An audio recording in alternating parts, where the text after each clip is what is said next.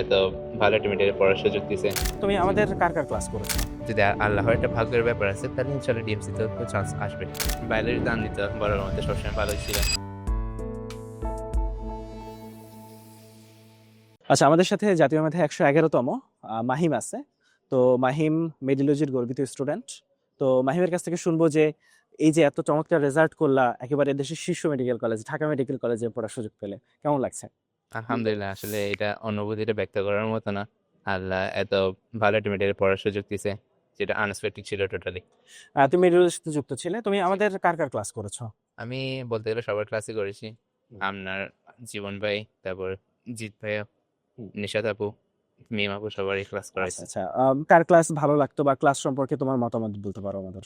জি, আপনার বায়োলজি দান দিত বড়র মধ্যে সবসময় ভালোই ছিলেন। আর জীবন ভাই ফিজিক্স তো সবসময় করতাম। আমি এক্সট্রা সিলেবাস গুলো করছিলাম জীবন ভাই ফিজিক্স থেকে। আসলে মানে অনেকটা হেল্প করছিল আমাকে। আর মিমাপুর যে জিকে ক্লাসটা, এটাও মানে ক্লিয়ার করতে জিকে জিনিসগুলো আবার রিভাইজ দিতে অনেক হেল্প করছিল আমাকে। তো তুমি আসলে জুনিয়রদের সাজেস্ট কি করবা, যে মেডিলজিকে সাজেস্ট করবা কিনা? অবশ্যই মানে মেডিলজি যদি ক্লাস রেগুলারলি করা যায়, এক্সামগুলো রেগুলারলি দেওয়া যায়, তাহলে তো অবশ্যই একটা ভালো মেডিকেল মানে ইনশাল্লাহ ডিএমসিতে যদি লেগে থাকা যায় এবং যদি আল্লাহর একটা ভাগ্যের ব্যাপার আছে তাহলে ইনশাল্লাহ ডিএমসিতেও তো চান্স আসবে।